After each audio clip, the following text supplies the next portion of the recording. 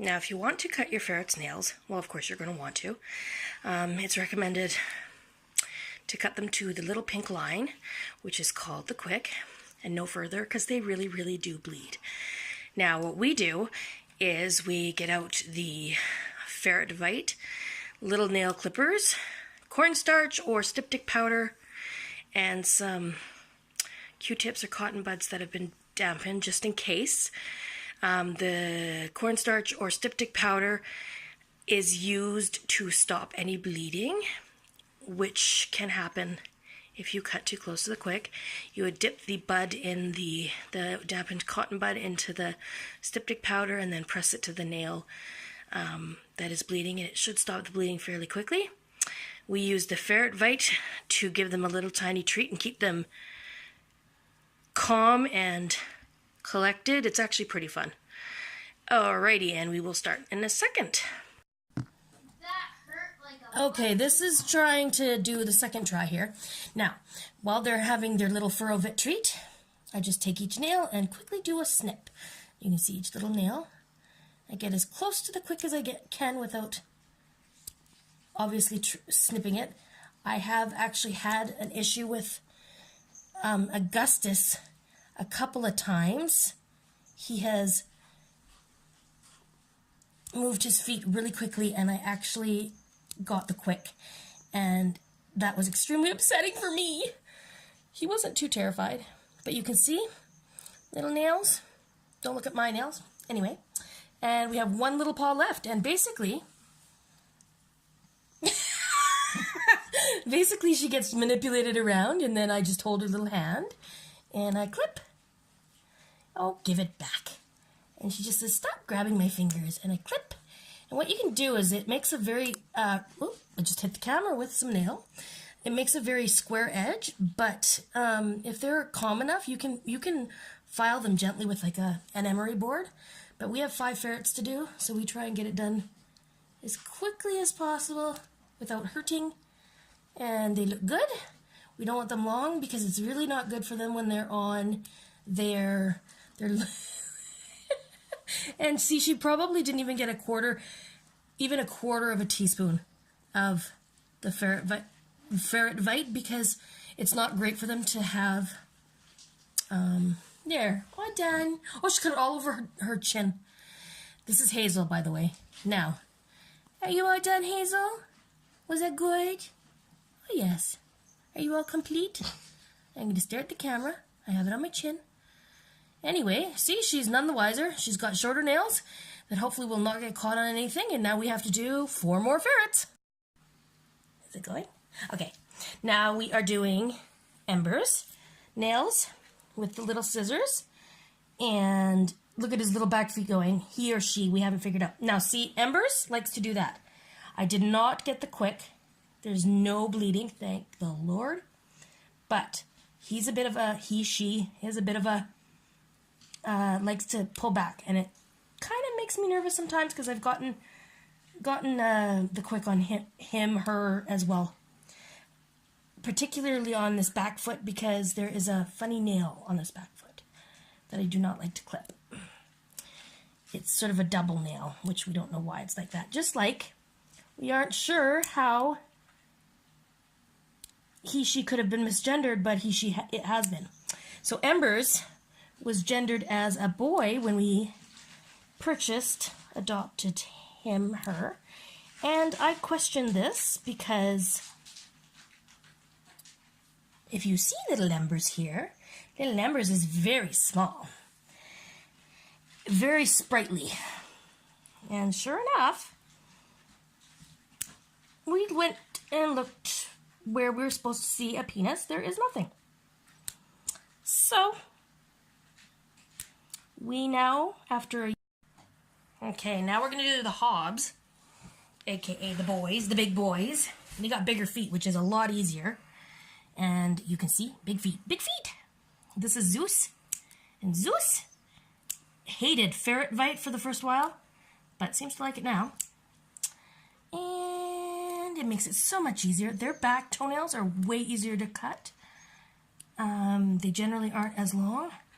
We try to do it every 2 weeks because then they aren't catching and snagging on things, but if you look at these talons, holy talons, Batman, that's like 2.5 weeks maybe.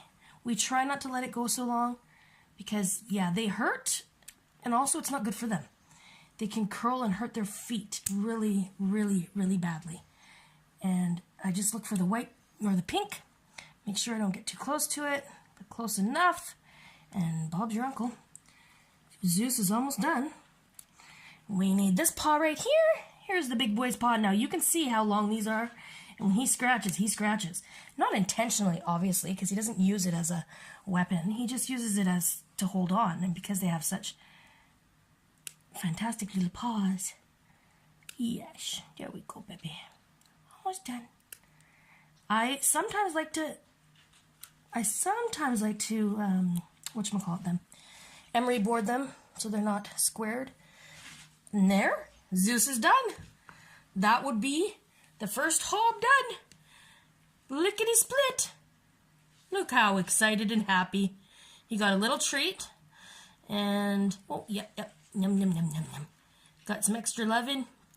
Oh, he's feeling pretty good. Okay. So, this is the This is the fourth of the ferrets. Sorry, camera jiggle. This is Augustus. He is our biggest hob. He's probably about 5 pounds. Yeah, he's gaining winter weight. We try very hard not to give him extra sugary stuff. So I do his nails fairly quick. His are easy to tell because he's fairly pale. So his quicks are very, very prominent. But he is the one that I've gotten before. And I was so sad because he was bleeding. He wasn't in pain though, which was good. Oh, he's getting frenzied. He is deaf, so he makes very odd noises. They don't sound like dukes. They don't sound like squeaks. They just sound like a little old man having a trouble breathing. Or sometimes when I have asthma, like I do. And like I said, I actually get squeamish around his nails because he always pulls back.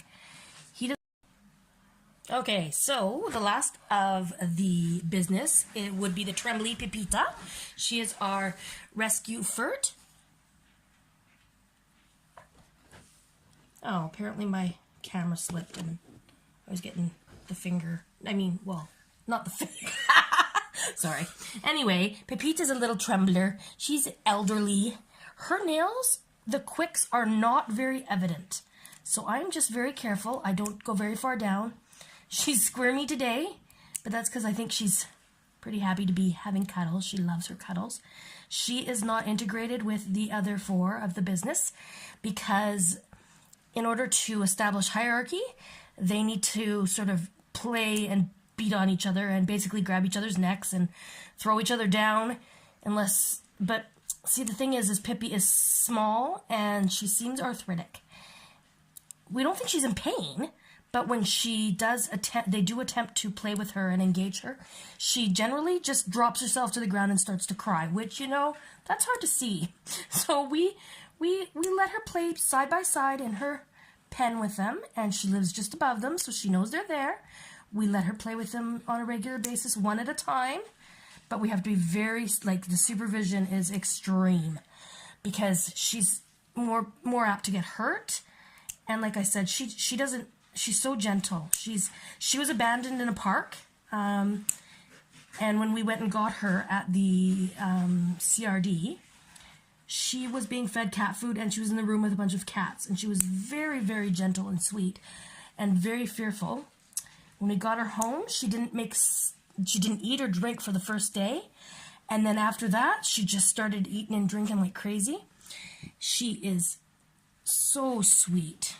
She's a little darling, and she also is a Marshall's ferret, and we still don't know why anybody would just let her off her leash, or let her go in a park. Still have no idea, but she's a lovey baby. We've had her since May. Oh, bless you. We've had her since May, and she doesn't bite. She uses her potty. She goes to sleep very easily. As you can see, her sleep button is to rub her head. And anyway, her name is Pippi, but we call her Pepita. And she knows her name well. She comes out to say hello as soon as we go in the room. Say bye-bye. We're all done. I love you, Pepita. Say happy nail clipping.